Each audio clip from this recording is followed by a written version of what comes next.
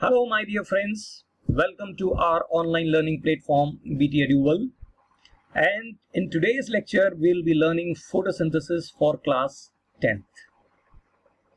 This is the most wonderful process जिसकी वजह से अर्थ पे लाइफ सस्टेन है, मेंटेन्ड है. All life forms excluding the autotrophs directly and indirectly depends on the green world that are plants to sustain their life.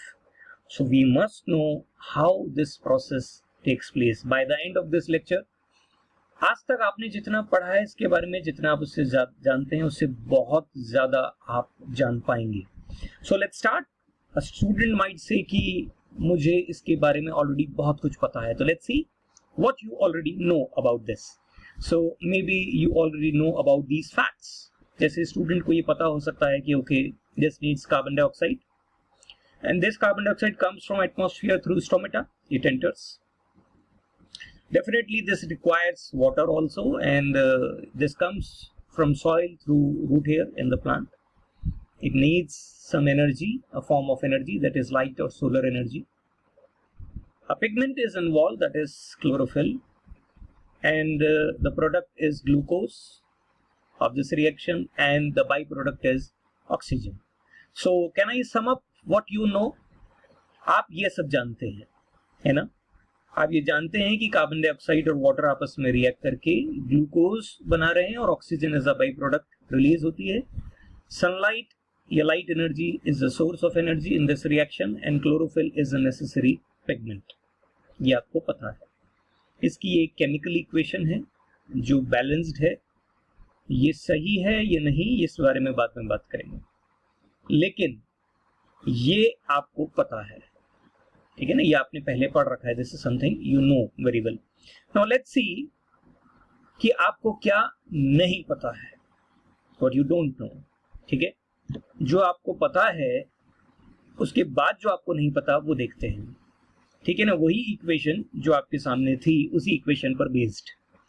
ठीक है, आपको पता है कि कार्बन डाइऑक्साइड यूज होती है. ठीक है, but do you know how this carbon dioxide gets transformed into glucose? कैसे ट्रांसफॉर्म होगी ये ग्लूकोज में, पूरी कन्वर्ट कैसे होती है? We don't know that. Water use होता है, no doubt, but what is the role of water in photosynthesis? Water करता क्या है एग्जैक्टली? ओके, एनर्जी यूज होती है, सनलाइट यूज होती है, लेकिन सनलाइट के तो बहुत पार्ट्स हैं. इवन अर्थ पे जो पार्ट आ रहे हैं उसमें विजिबल लाइट भी है, इंफ्रारेड लाइट भी है. विजिबल में भी violet, indigo, blue, green, yellow, orange, red, 7 colours हैं. तो which part of the sunlight is useful and how the plant uses light energy? Exactly उस एनर्जी को यूज कैसे करता है? क्या लाइट एनर्जी सफिशिएंट है? उस लाइट एनर्जी से फूड डायरेक्ट बन सकता है? ओके, पिगमेंट इन्वॉल्व है, नो डाउट. क्लोरोफिल इन्वॉल्व है, लेकिन क्लोरोफिल है क्या? ये कहाँ है? कैसे काम में आता है? What is the role exactly? एक पिगमेंट का फूड की प्रिपरेशन में क्या रोल हो सकता है, क्या इंपॉर्टेंस हो सकती है? That is the important thing that we have to understand. Okay, जो प्रोडक्ट है ग्लूकोज, वो एग्जैक्टली बनता कैसे है? क्या कार्बन डाइऑक्साइड ऐसे ट्रांसफॉर्म हो जाती है डायरेक्ट ग्लूकोज में, या कोई बीच के स्टेप्स होते हैं? ओके, और एक बहुत बड़ा क्वेश्चन है कि कार्बन डाइऑक्साइड और water, these are the two reactants, and अगर आप ध्यान से देखें तो दोनों में ऑक्सीजन है. तो जो बाई प्रोडक्ट बन रहा है, दैट इज ऑक्सीजन. ये जो बाई प्रोडक्ट बन रहा है, ये ऑक्सीजन कहां से आ रही है? एक ऑक्सीजन तो यहाँ भी है. अब थोड़ा सा ये समझना है कि कार्बन डाइऑक्साइड वाली ऑक्सीजन या वाटर वाली ऑक्सीजन, ये कौन सी ऑक्सीजन है जो बाहर निकली है और कौन सी ऑक्सीजन है जो यहाँ है. So these are certain questions which were left unanswered in the past. 10th standard में आपकी अंडरस्टैंडिंग बेटर है, और अब हमारे नॉलेज पूल को एनरिच करने के लिए हमें इसकी जरूरत पड़ेगी कि हम इन सारे क्वेश्चंस के आंसर लें. तो हम स्टेप बाय स्टेप आगे बढ़ेंगे और हम समझने की कोशिश करेंगे एग्जैक्टली कि हम क्या चाहते हैं. ठीक है, तो इसे समझने का तरीका केवल एक है, that is we have to learn the mechanism of photosynthesis. इन सब क्वेश्चन के आंसर्स कहां छुपे हुए हैं? To understand the mechanism of photosynthesis. You understand this and you will come to know everything. Okay, so let's start. हम देखते हैं कि एग्जैक्टली सिचुएशन क्या है और आगे बढ़ते हैं. So the general scheme of photosynthesis, अगर आपको फोटोसिंथेसिस की जनरल स्कीम समझनी हो तो हम पहले इसे स्टेप वाइज मैनर में पढ़ेंगे. सी, इट्स कॉम्प्लिकेटेड, तो अगले हम स्टेप वाइज फॉर्मेट में धीरे धीरे आगे बढ़ेंगे, तो अब ये सारी चीजें एकदम क्रिस्टल क्लियर हो जाएंगी. तो ये सारी चीजें कुछ क्वेश्चन और आंसर्स की फॉर्म में है. You start thinking about it कि how this is happening. Definitely आपके दिमाग में कुछ क्वेश्चंस आने लगेंगे और उन क्वेश्चंस के आंसर्स में सारी चीजें आपके समझ में आ जाएंगी. तो हम शुरू करते हैं. हमें ये पता है कि रॉ मटेरियल में कार्बन डाइऑक्साइड और वाटर है, ठीक है ना. ये बैलेंस्ड फॉर्म ही मैंने लिखी हुई है डायरेक्ट. हमें पता है कि सनलाइट और क्लोरोफिल दो इंपॉर्टेंट टूल्स इसमें है. This is the form of energy and this is the pigment, ठीक है ना. सबसे पहले बहुत बेसिक चीजें देखते हैं. बेसिक चीज ये है कि जो कार्बन डाइऑक्साइड है, मुझे नजर आ रहा है कि कार्बन डाइऑक्साइड में कार्बन और ऑक्सीजन है. ओके, ठीक है, फाइन. इसी तरह से मुझे समझ में आ रहा है कि वाटर में हाइड्रोजन और ऑक्सीजन है. अब ये प्रूवन फैक्ट है कि वाटर जो है लाइट एनर्जी को यूज करके, कैसे वो समझना बाकी है, ठीक है.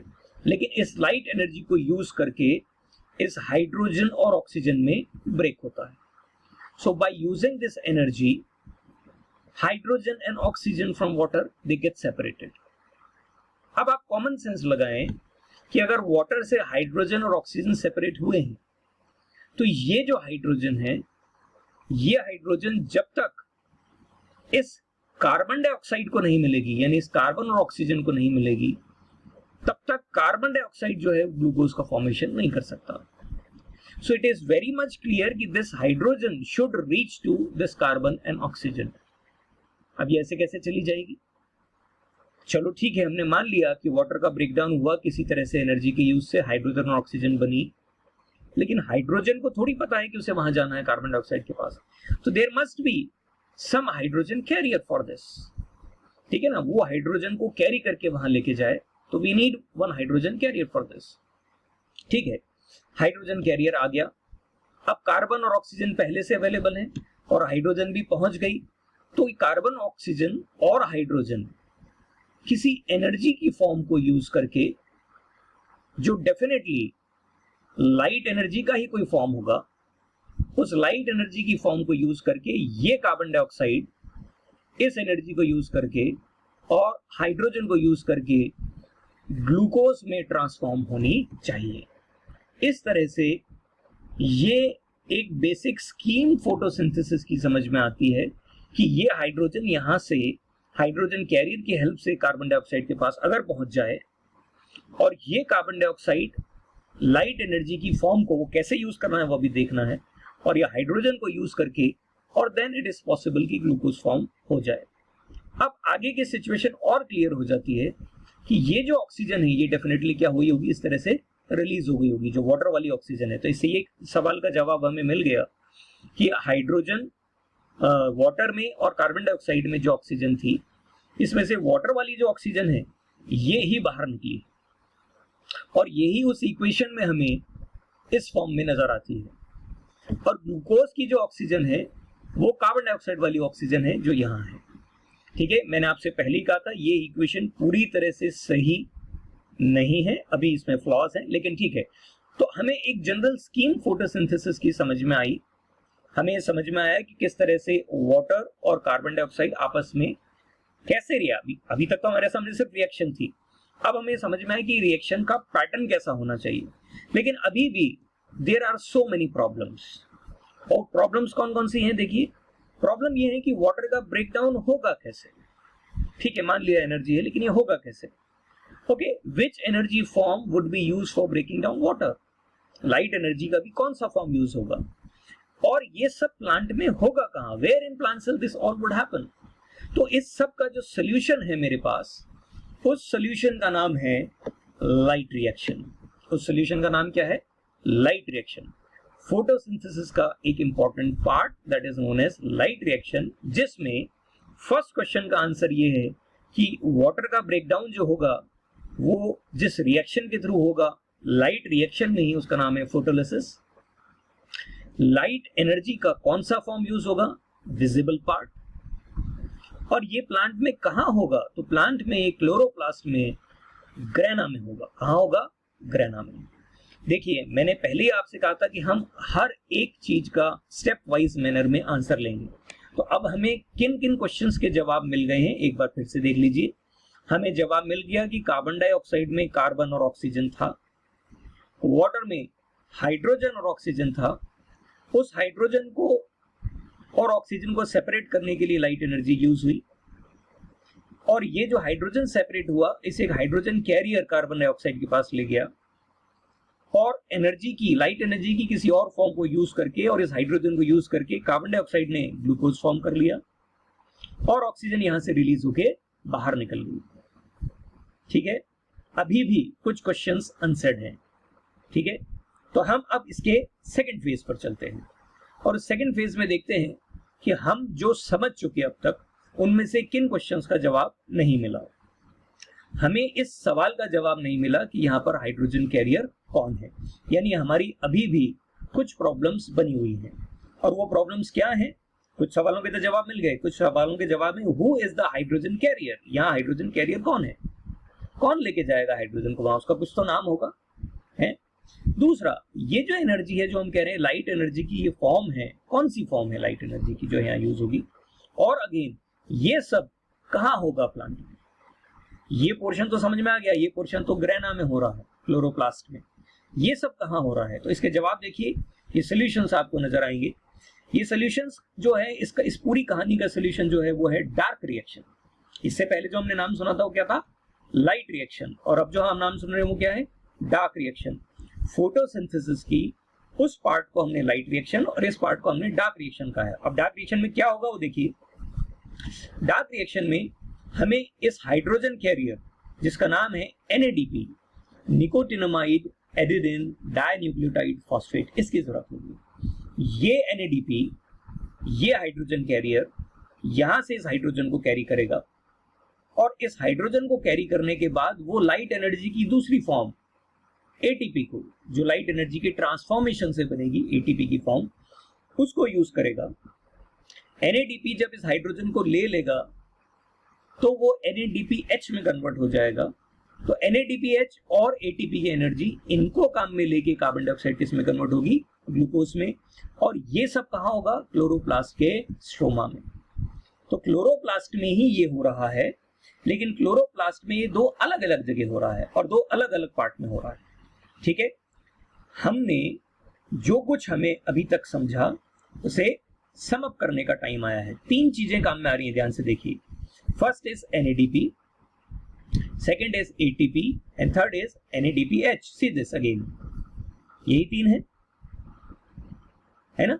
यही तीन चीजें जो हैं ये काम आ रही हैं और यही तीन चीजें काम में आके अल्टीमेटली ग्लूकोज बन रहा है। तो अब तक हमारे सामने कुछ थोड़े से क्वेश्चंस का आंसर मिला है और कुछ बहुत सारे क्वेश्चन सामने रह गए।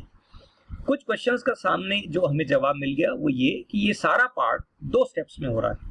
The first step was light reaction, the other step was dark reaction. कुछ टर्म्स नई आ गई हैं जिन्हें सीखना जरूरी है कि ये क्या है, कहां से आई, ये ATP कैसे आ गया एकदम से, लाइट एनर्जी एकदम से ATP में कैसे ट्रांसफॉर्म हो गई, ये NADP से NADPH ये क्या बन गया, ये NADP एग्जैक्टली है क्या, और ये सब कैसे यूज होंगे। थोड़ा कंफ्यूजन क्रिएट हो गया है, तो इसे समझना होगा। लेकिन अब तक ये समझ में आ गया कि सब चीजें कहां हो रही हैं? क्लोरोप्लास्ट में, और क्लोरोप्लास्ट में दो जगह, दैट इज ग्रेना और स्ट्रोमा। तो अब हम थोड़ा सा पास्ट हमारा जो नॉलेज है उसको यूज कर रहे हैं, जो हमने क्लोरोप्लास्ट के बारे में पहले पढ़ चुका है, जो हमें पता है वो हम उसको समझने की कोशिश करते हैं। तो आई होप आपको क्लोरोप्लास्ट के बारे में कुछ पास्ट इंफॉर्मेशन होंगी। It is a green structure which is particularly present in what? All the green parts, specifically leaves, uniquely, particularly. और लीव्स में भी कहाँ? लीव्स में भी एक स्पेशल टिश्यूज होता है जिसे हम कहते हैं मीजोफिल। और इस मीजोफिल में ये जो टिश्यूज है मीजोफिल, इनमें ये क्लोरोप्लास्ट होते हैं, ये प्लास्टिड्स हैं सारे क्लोरोप्लास्ट। और इन क्लोरोप्लास्ट में क्लोरोफिल होता है, ये नेसेसरी पिगमेंट वहां है, and these are the actual site of photosynthesis. तो फोटोसिंथेसिस की actual site in green leaves के मीजोफिल टिश्यूज की इन प्लास्टिड्स, सेल्स की प्लास्टिड्स के अंदर ये क्लोरोफिल प्रेजेंट है। और मेरे ख्याल से आपने क्लोरोप्लास्ट का इंटीरियर 9th स्टैंडर्ड में देखा है। ये एक डबल लेयर्ड सेल स्ट्रक्चर होता है जिसकी दोनों मेम्ब्रेन्स कंटिन्यूअस होती हैं, आपने 9th स्टैंडर्ड में पढ़ा है। Fundamental unit of life cell जिसे हम कहते हैं।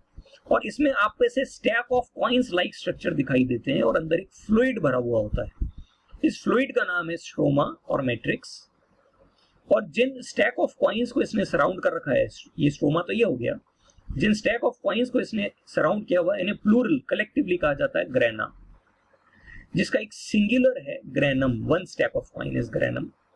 और इस ग्रेनम में यहीं पर वो लाइट रिएक्शन हो रही है। लेमेलर स्ट्रक्चर है जिसकी एक एक मेम्ब्रेन को, इस एक एक कॉइन को जो नाम दिया जाता है that is known as thylakoid. It is the sac like structure which constitutes granum and it is the site of light reaction. तो लाइट रिएक्शन इन ग्रेनम के थाइलेकॉइड्स में हो रही है। और स्ट्रोमा में, जैसा ये कहा गया है, स्ट्रोमा में, ठीक है ना, जो इसको सराउंड करता है चारों तरफ से, ठीक है ना, वहां पर क्या हो रही है, डार्क रिएक्शन हो रही है। इन ग्रेनम के इन थाइलेकॉइड्स को जोड़ने वाली, ठीक है ना, ये स्ट्रोमा लेमेली है। ये सब हम 9th स्टैंडर्ड में पढ़ चुके हैं।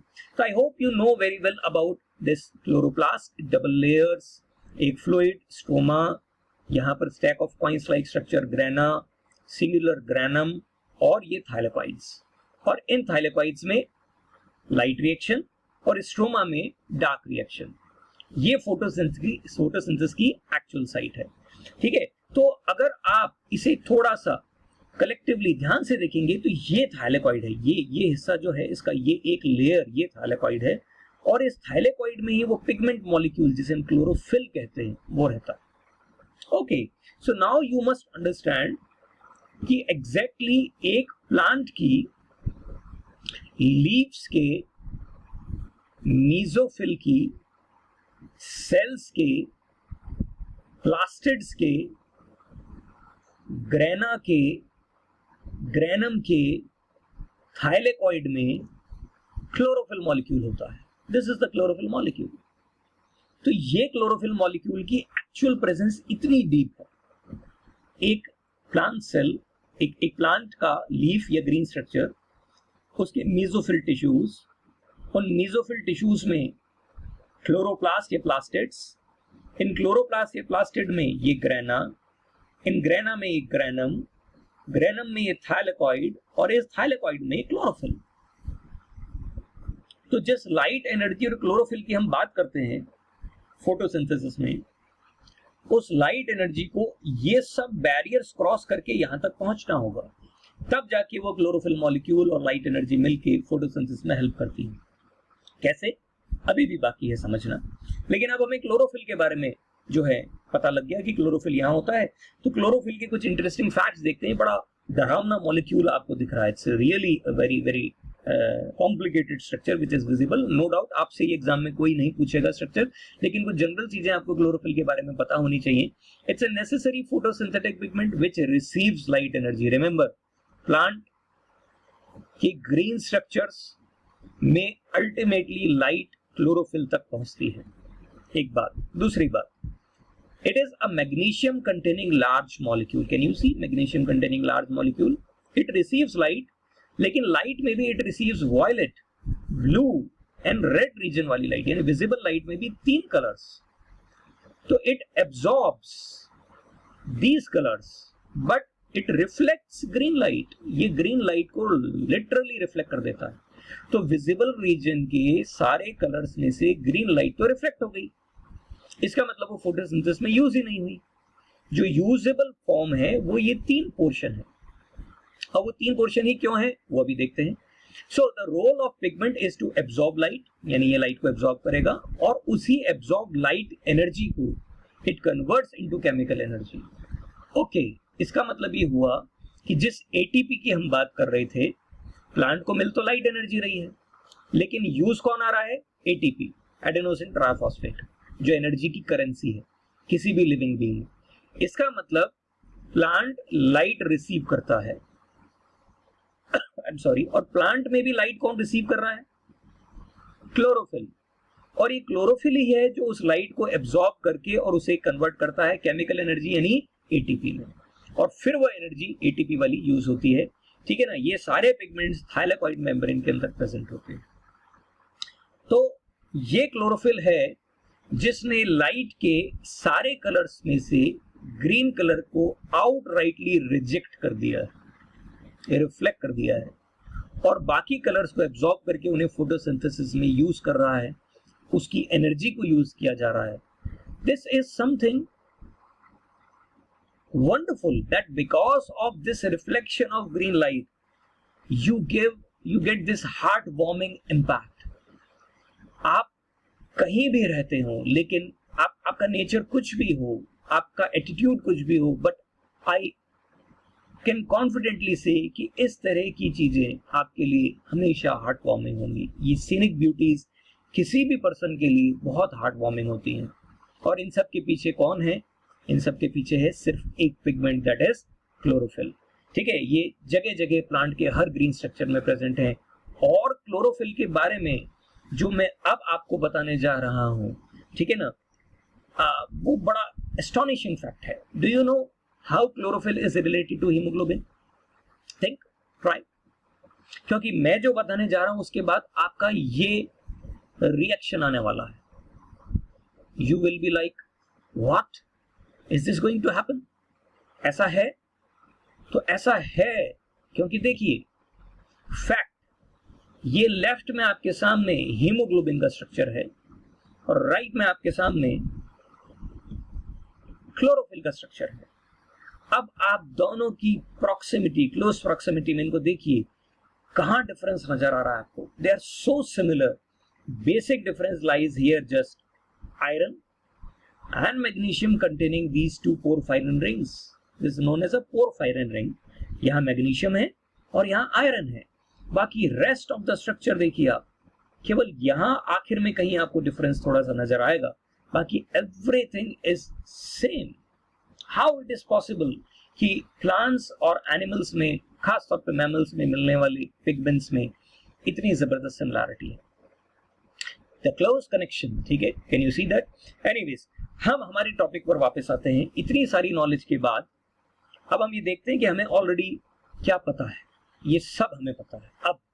अब हमें अच्छी तरह पता है कि कार्बन डाइऑक्साइड और वाटर को रिएक्ट करने से पहले वाटर को लाइट एनर्जी यूज करके ब्रेक होना होगा. कैसे, वो समझना है. हाइड्रोजन को NADP को कैरी करना है और कैरी करके कार्बन डाइऑक्साइड के पास ले जाना है, जिसके पास ऑलरेडी कार्बन और ऑक्सीजन है, और ATP की एनर्जी को यूज करके, और NADP जिसने हाइड्रोजन को लेके NADPH बना लिया था, उसकी हाइड्रोजन को यूज करके कार्बन डाइऑक्साइड को ग्लूकोज में ट्रांसफॉर्म होना है और ऑक्सीजन को बाहर निकल जाना है. ये फोटोसिंथेसिस की बेसिक स्कीम है जो हम पढ़ चुके. बात जो बाकी है वो ये है कि ये दो पार्ट में होता है, दैट इज लाइट रिएक्शन और डार्क रिएक्शन. और ये हो कह रहा है क्लोरोप्लास्ट में. और क्लोरोप्लास्ट में कौन सी दो चीजें हैं? ग्रेना और स्ट्रोमा. तो अज्यूम कीजिए कि ये एक प्लास्टिड है. जो डायग्राम आपके सामने आया है, ये अज्यूम कीजिए कि ये प्लास्टिड है. और इस प्लास्टिड में वो स्टैक लाइक स्ट्रक्चर्स, यानी क्या है? ये ग्रेना, जिसका सिंगुलर है, ग्रेनम, जिसमें हर एक ये पार्ट जो है ये क्या है? एक थाइलेपाइड है. इसी में क्लोरोफिल होता है. So this is what? This is granum या ग्रेना.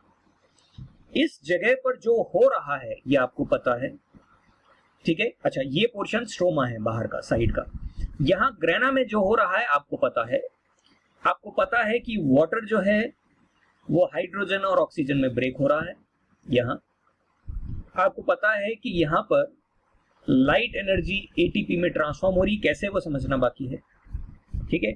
और आपको ये भी पता है कि यहीं पर वो जो कैरियर है, हाइड्रोजन कैरियर NADP, वो इस हाइड्रोजन को ले लेगा. आपको नहीं लगता कि ये तीनों चीजें, तीनों स्टेजेस जो हैं, ये बिना लाइट एनर्जी के पॉसिबल ही नहीं है?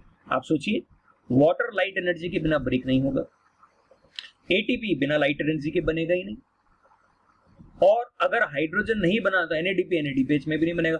यानी ये तीनों पूरी तरह से लाइट डिपेंडेंट स्टेप हैं. और ये सब कहाँ हो रहे हैं? ग्रेना में. इस पूरे पार्ट को ही क्या कहा जाता है?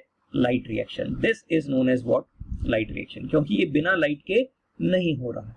तो I hope you should understand कि पार्ट ऑफ द फोटोसिंथेसिस, इतना पोर्शन जो ये मैंने बताया है, ये ही लाइट की प्रेजेंस में हो पा रहा है. That is known as light reaction, ठीक है.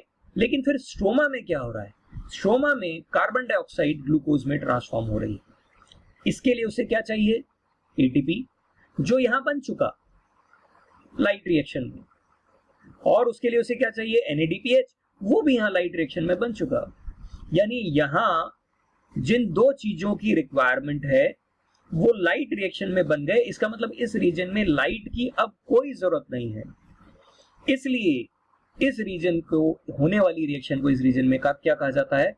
Dark reaction. ध्यान रखिए, डार्क रिएक्शन का मतलब अंधेरा होना या डार्कनेस होनी जरूरी नहीं है। डार्क रिएक्शन का सिंपल मीनिंग है कि हमें लाइट नहीं चाहिए। We are now light independent. So overall scheme को मैंने दो पार्ट में और दो अलग अलग लोकेशंस पे डिवाइड करके आपको ये समझाने की कोशिश की है कि इस रीजन में तो हो रही है तैयारी यानी प्रिपरेशन, और इस रीजन में उस प्रिपरेशन का क्या हो रहा है? यूज। ध्यान रखिए, इस यूज के लिए ये प्रिपरेशन होना जरूरी है, यानी डार्क रिएक्शन के लिए लाइट रिएक्शन होना जरूरी है। ये बात भी समझनी होगी कि डार्क रिएक्शन में हाइड्रोजन यूज होने पर NADP फिर से बन जाएगा, जो अगली बार फिर से लाइट रिएक्शन में यूज होगा। ATP अपनी एनर्जी देके फिर से ADP में बदल जाएगा और वो यहाँ फिर से यहाँ यूज होगा। ठीक है, तो अब तक स्कीम तो बहुत समझ ली, पूरी स्कीम समझ में आ गई, किस तरह से लाइट और डार्क रिएक्शन के थ्रू ये हो रहा है ये भी समझ में आ गया। लेकिन एग्जैक्टली इन लाइट रिएक्शन में और डार्क रिएक्शन में क्या हो रहा है वो समझने की कोशिश करते हैं। Let's try to understand that. तो लाइट रिएक्शन में दो चीजें हो रही थी, एक तो ATP बन रहा था और एक NADPH बन रहा था। ठीक है, ये कैसे बन रहा है इसे एक एनिमेशन से समझने की कोशिश करते हैं। ठीक है, ये फिर आपके दिमाग में बिल्कुल क्रिस्टल क्लियर हो जाएगा कि जो हम कह रहे हैं वो क्या है। ये एरो आपको एनर्जी के लेवल्स को इंडिकेट कर रहा है, यानी कि सबसे नीचे एनर्जी कम और यहां धीरे धीरे एनर्जी बढ़ेगी इस पूरे फ्लो चार्ट में, एनिमेशन में, जहां जहां हम देखेंगे। अब मैं, क्योंकि ये सारी रिएक्शन क्लोरोफिल में हो रही है, क्लोरोप्लास्ट के क्लोरोफिल में हो रही है और क्लोरोफिल एक थाइलेकॉइड में होता है, तो मैं वहां से क्लोरोफिल मॉलिक्यूल को निकालता हूं। ये आपके सामने क्लोरोफिल मॉलिक्यूल है। क्योंकि इस क्लोरोफिल मॉलिक्यूल को मैंने लोएस्ट लेवल पर बनाया है नीचे, मैं इसे एनर्जी की सबसे लोएस्ट रेंज ग्राउंड स्टेट कह सकता हूं। आपको अच्छी तरह समझ में आया ना आपको कि क्लोरोफिल के मॉलिक्यूल को हमने उसकी इस पेपर पे इस अरेंजमेंट में एनर्जी की लोएस्ट फॉर्म में बनाया है, सबसे नीचे। That's what we call ground state. अब हमें अच्छे से पता है कि ये लाइट की एनर्जी को यूज करने वाला है, और लाइट में भी कौन सी? ग्रीन नहीं, वायलेट, रेड और ब्लू। तो अगर ये लाइट एनर्जी इसे मिल रही है तो लाइट एनर्जी जैसे ही क्लोरोफिल मॉलिक्यूल को मिलेगी तो क्लोरोफिल मॉलिक्यूल में प्रेजेंट एटम्स और उन एटम्स में प्रेजेंट इलेक्ट्रॉन, वो इस एनर्जी को लेके एक्साइटेड होके, और इनमें से किसी इलेक्ट्रॉन की एनर्जी अगर बढ़ेगी तो ये बढ़ती हुई एनर्जी एरो में आपको दिख रही है, तो ये बढ़ती हुई एनर्जी के हिसाब से यहाँ पर एक इलेक्ट्रॉन, कोई भी एक इलेक्ट्रॉन उस एनर्जी को लेके यहाँ से बाहर निकल आएगा। बाहर निकल आने का मतलब इसका एनर्जी कंटेंट बढ़ गया। ये बढ़ी हुई एनर्जी जो इस इलेक्ट्रॉन के पास है, हाई एनर्जी, इसका मतलब क्या मिल गई इसे? लाइट एनर्जी मिल गई। रिमेंबर, ये लाइट एनर्जी प्लांट को मिली है, और ये लाइट एनर्जी अब उस प्लांट में किसने ले ली है? क्लोरोफिल के इलेक्ट्रॉन ने। आपको क्लोरोफिल का रोल समझ में आने लगेगा धीरे धीरे। तो क्लोरोफिल ने उस लाइट एनर्जी को लेके इलेक्ट्रॉन को दे दिया। ये इलेक्ट्रॉन उस एनर्जी को लेके निकला है क्लोरोफिल मॉलिक्यूल से बाहर, प्लांट से बाहर नहीं आया है, क्लोरोफिल से बाहर आया है। क्लोरोफिल से बाहर आकर अपने आसपास की कुछ नेबरिंग मॉलिक्यूल्स, जिन्हें इलेक्ट्रॉन एक्सेप्टर्स कहा जाता है, ये उनसे स्ट्राइक करता है। तो जैसे ये स्ट्राइक करेगा इनसे, ये अपनी कुछ एनर्जी को लूज करेगा। जैसे ही इसे स्ट्राइक करेगा, ये अपनी कुछ एनर्जी को लूज करेगा। आपको लगता है इससे इसकी एनर्जी कम हो जाएगी, और अगर इसकी एनर्जी कम हो गई तो यहां से ये अपनी कम एनर्जी की वजह से हायर एनर्जी जोन से लोअर एनर्जी जोन के एक दूसरे मॉलिक्यूल या इलेक्ट्रॉन एक्सेप्टर के पास आ जाए। इसकी एनर्जी अब पहले से और कम हो गई, क्योंकि यहां पर भी अपनी कुछ एनर्जी लूज कर देगा इस कोलिजन में। ठीक है ना, कंपैरेटिवली और एनर्जी कम हो गई है, और इस और एनर्जी कम होने से ये इस और एनर्जी से नीचे कम, लोअर, देखिए नीचे जाने पर एनर्जी कम हो रही है, ग्राफ में ये इंडिकेट कर रहा है इसमें। तो लोअर एनर्जी लेवल पर ये इलेक्ट्रॉन लोअर एनर्जी लेवल पर आ जाएगा, और अब इसका एनर्जी कंटेंट और कम हो जाएगा। और अल्टीमेटली इसका एनर्जी कंटेंट इतना कम हो जाएगा इस इलेक्ट्रॉन का कि ये इसी क्लोरोफिल मॉलिक्यूल में वापस आ जाएगा। तो एक तरह से देखा जाए तो इलेक्ट्रॉन ने लाइट एनर्जी को रिसीव करके एक पूरा पाथवे कवर किया है, जिसमें वो अपने इस लाइट एनर्जी को रिसीव करने के बाद इस इलेक्ट्रॉन एक्सेप्टर की पूरी सीक्वेंस से निकला और इस पूरी सीक्वेंस में जगह जगह उसने एनर्जी लूज की। ठीक है, तो कौन सी एनर्जी थी? जो इलेक्ट्रॉन के पास थी, और इलेक्ट्रॉन के पास कहां से आई? लाइट से। तो लाइट वाली एनर्जी यहां बाहर निकल रही है, सोलर एनर्जी। इसी सोलर एनर्जी को ग्रैब करने के लिए, जो एनर्जी बाहर निकल रही है, ग्रैब करने के लिए यहीं पर प्रेजेंट होते हैं एडेनोसिन डाइफॉस्फेट मॉलिक्यूल्स। और ये एडेनोसिन डाइफॉस्फेट मॉलिक्यूल्स इस एनर्जी को लेके क्या बनाते हैं? ATP molecule. तो देखिए कितनी इजीली ये बात समझ में आती है कि क्लोरोफिल का इस पूरे एपिसोड में रोल क्या है। क्लोरोफिल क्या कर रहा है? क्लोरोफिल लाइट एनर्जी को एक केमिकल एनर्जी में ट्रांसफॉर्म कर रहा है। ये देखिए, ये एटीपी बन गए, है ना। तो इस तरह से क्लोरोफिल मॉलिक्यूल लाइट एनर्जी का पहला पार्ट यानी एटीपी बना रहा है। तो हमारी फर्स्ट रिक्वायरमेंट इस लाइट रिएक्शन की पूरी हो गई। Is this okay? ठीक है, आई होप आप समझ गए होंगे किस तरह से हुआ। अभी हम इसको एक बार और डिस्कस करेंगे, लेकिन एक दूसरा क्वेश्चन जो अभी अनएक्सप्लेन्ड है उसके बारे में बात करते हैं। अब वो दूसरे क्वेश्चन का एक्सप्लेनेशन देखें कि वो क्या है, कि हमें अब NADPH इसी पार्ट में चाहिए। अब हमारे पास लाइट एनर्जी को रिसीव करने वाला दूसरा कौन है? याद कीजिए, ये दूसरा पार्ट है वाटर मॉलिक्यूल। ये रहा ये वाटर मॉलिक्यूल। ये वाटर मॉलिक्यूल जब लाइट एनर्जी को रिसीव करता है, इट अंडरगोज फोटोलाइसिस, ब्रेकडाउन, और ब्रेकडाउन होने से इसमें से निकलेंगे हाइड्रोजन आयंस। हाइड्रोजन आयंस का मतलब हाइड्रोजन में से भी इलेक्ट्रॉन निकल गए हैं। तो वाटर में से अभी उन इलेक्ट्रॉन के बारे में बात करेंगे, लेकिन पहले देखते हैं कि वाटर में से हाइड्रोजन आयंस निकले। ये हाइड्रोजन आयंस जैसे ही बाहर निकले, यहां इसे ग्रैब करने के लिए पहले से प्रेजेंट है कहां? क्लोरोप्लास्ट के अंदर। ये सब ग्रेना में हो रहा है, ठीक है।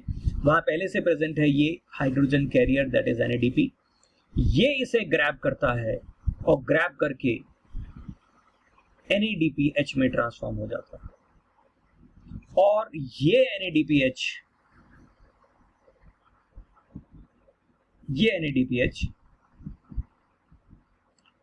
जो यहां बना है, ये NADPH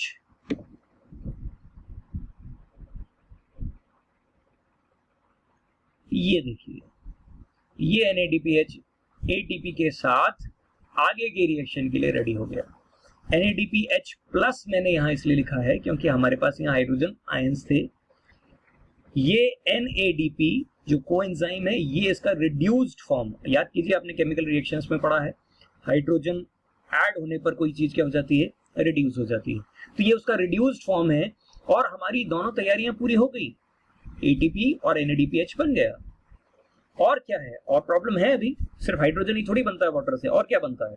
ऑक्सीजन भी बनती है। तो ये ऑक्सीजन का क्या होगा? Oxygen won't stay here, oxygen will be released out through stomata. ये स्टोमेटा से रिलीज हो गई। और साथ में क्या बना है? हाइड्रोजन आयन बने, तो इसका मतलब इलेक्ट्रॉन भी बाहर निकला होगा। तो वो इलेक्ट्रॉन क्या होगा? इलेक्ट्रॉन इलेक्ट्रॉन इलेक्ट्रॉन, सबके इलेक्ट्रॉन एक से होते हैं भाई। तो इसका मतलब ये हुआ कि electron near by chlorophyll molecule फिर से ले लेगा, और या फिर ये इलेक्ट्रॉन कहीं और चला जाएगा, इसी तरह से एनर्जी फॉर्म करने के काम में आ जाएगा। Is this okay? क्योंकि ये भी लाइट एनर्जी से रिच है। तो पूरी कहानी में लाइट रिएक्शन में हमें समझ में आ गया कि how light energy is transformed into ATP and NADPH। ये दोनों चीजें बन गई। ठीक है, तो आप लाइट रिएक्शन को आई होप अब अच्छे से समझ गए होंगे, और लाइट रिएक्शन से बनने वाली इस ATP के बारे में भी पूरी बात समझ गए होंगे। तो अब यहां इसी चीज को जो हमने पढ़ा है थियोरेटिकली आप देख लें एक बार। Light that is blue and red, it strikes the chlorophyll molecule. Chlorophyll molecule liberates an excited electron, which moves through a series of various electron acceptors, that is electron transport chain. And during this downhill journey, that is from excited state to the ground state again, it releases the light, that releases the energy, which is used to make ATP out of ADP. In this way, light energy is converted into stable chemical energy and the low energy electron is grabbed by chlorophyll molecule again. In the same fashion, जिस तरह से ये ATP बना है, ठीक इसी तरह से सेकेंड स्टेप में जो फोटोलिसिस ऑफ वाटर हो रहा है, उस फोटोलिसिस ऑफ वाटर में भी ये वाटर ब्रेक होके हाइड्रोजन आयन बनाया, ऑक्सीजन उड़ गई, इलेक्ट्रॉन्स बने। इन सब का मैं आपको फेट समझा चुका हूँ, फ्यूचर क्या होगा।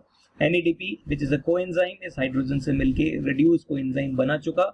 यहाँ इस लाइट एनर्जी का ये दो यूज ATP और NADPH बनाने में दिखाया गया है। This is what we call light reaction. Is this okay? तो हमारा first part light reaction, I hope अब आपके दिमाग में बिल्कुल पानी की तरह साफ हो गया होगा। अब क्या बचा है? अब इस ATP और NADPH का यूज बचा है। That's what we call dark reaction और केल्विन बेंसन साइकिल। ठीक है, ये एक साइक्लिक फॉर्मेट है। इसे समझते हैं, ये कहां हो रहा है? ये हो रहा है स्ट्रोमा में।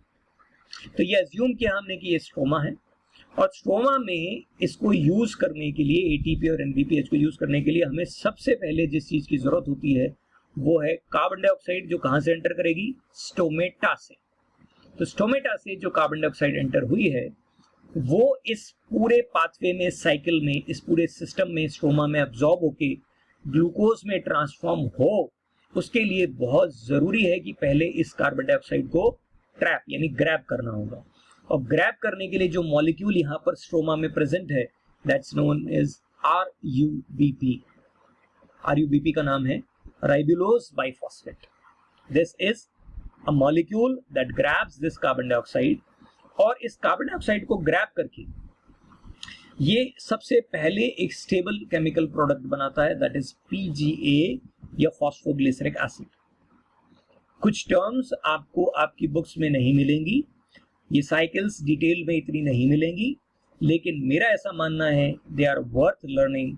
हमेशा की तरह मैं कहता हूं, आपके फैक्ट्स जितने ज्यादा होंगे आपके फ्रेंड से, दूसरों से, आपका कॉन्फिडेंस उतना ही ज्यादा होगा।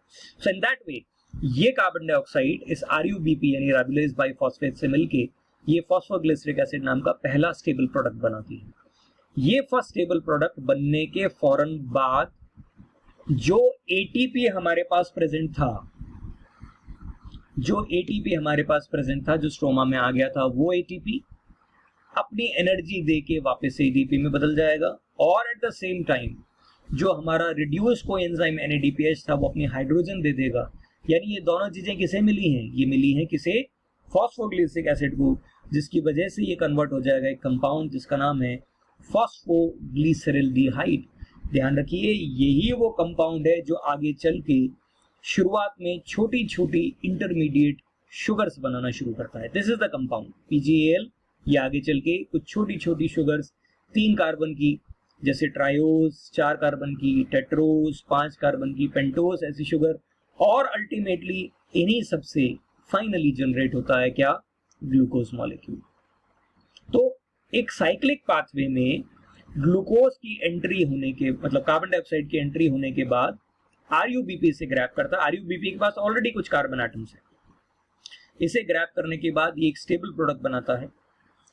PGA stable product phosphoglyceric acid से बनने के बाद एनर्जी ATP की और NADPH की हाइड्रोजन लेके फॉस्फोग्लिसरल्डिहाइड एक प्रिमिटिव शुगर का बेस मॉलिक्यूल बनता है।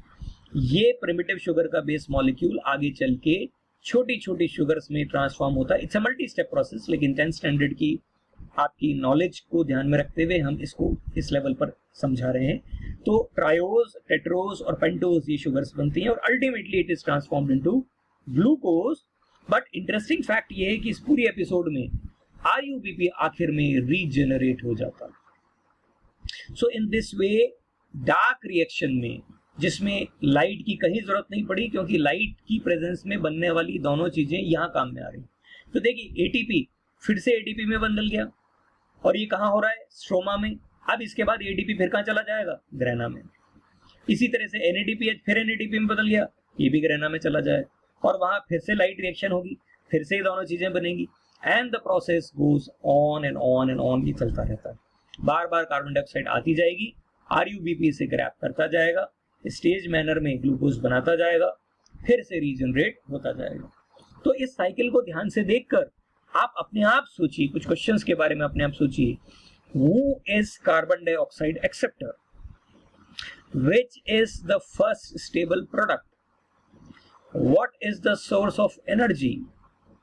Who is the reducing agent? What is the end product? And where exactly it is happening? अगर आपको इन सारे क्वेश्चंस के आंसर्स मिल रहे हैं तो आई होप आपको ये सब समझ में आ गया है। ठीक है, अब लास्ट में हम इसको एक बार आखिर में कंपेयर कर लेते हैं लाइट और डार्क रिएक्शन को, तो हमें कहानी समझ में आ जाएगी। इस डायग्राम को जो हमने पहले पढ़ा है देखते हुए, लाइट रिएक्शन कहाँ हो रही है? यहाँ हो रही है, that is what? Grana. And dark reaction कहाँ हो रही है? डार्क रिएक्शन यहाँ हो रही है, that is what? Stroma. Okay, अब तो आई होप आपको समझ में आ गया डिफरेंस। लाइट रिएक्शन में एग्जैक्टली क्या हो रहा है? इसमें हो रहा है एटीपी और NADPH का फॉर्मेशन और साथ में फोटोलिसिस ऑफ वाटर। और डार्क रिएक्शन में जो एटीपी और NADPH यहाँ बने थे उनका यूटिलाइजेशन हो रहा है। और क्या हो रहा है? Synthesis of sugars. सॉरी, यहाँ कोई शुगर फॉर्मेशन नहीं हो रहा, लेकिन डार्क रिएक्शन में डेफिनेटली शुगर फॉर्मेशन हो रहा है। यहाँ ऑक्सीजन डेफिनेटली रिलीज हो रही है लाइट रिएक्शन में, लेकिन डार्क रिएक्शन में ऐसा कुछ रिलीज नहीं हो रहा है। ओके, इसका नेचर पूरी तरह से लाइट डिपेंडेंट है। ध्यान रखिए, लाइट रिएक्शन लाइट पे डिपेंडेंट, लाइट नहीं होगी ये कुछ भी नहीं हो पॉसिबल। लेकिन डार्क रिएक्शन जो है ये लाइट डिपेंडेंट नहीं है, इसके लिए लाइट की जरूरत नहीं है। ये कुछ एंजाइम्स पर डिपेंडेंट है और उस एंजाइम्स की वर्किंग के लिए जो स्पेसिफिक टेम्परेचर चाहिए उस पर डिपेंडेंट है। ठीक है, एंजाइम कैटालाइज्ड केवल डार्क रिएक्शन है। हमने जो रिएक्शन अभी डार्क रिएक्शन पढ़ी है उसके कुछ स्टेप्स के लिए कुछ एंजाइम्स जरूरी होते हैं जो हमने नहीं पढ़े अभी, लेकिन ये फैक्ट है कि we need certain enzymes for it. Okay, light reaction में क्लोरोफिल, क्लोरोप्लास्ट तो पूरा है, क्लोरोफिल पिगमेंट इन्वॉल्व है लाइट रिएक्शन में। ऑब्वियसली वो क्लोरोफिल ही तो है जो एटीपी बना रहा है, लेकिन डार्क रिएक्शन में क्लोरोफिल की हमें कोई जरूरत नहीं है। तो आई होप इस लाइट और डार्क रिएक्शन के इस कंपैरिजन से आपको अच्छे से अब लाइट और डार्क रिएक्शन समझ में आ गई होंगी। इस वीडियो को कम से कम 2 से 3 बार देखिए।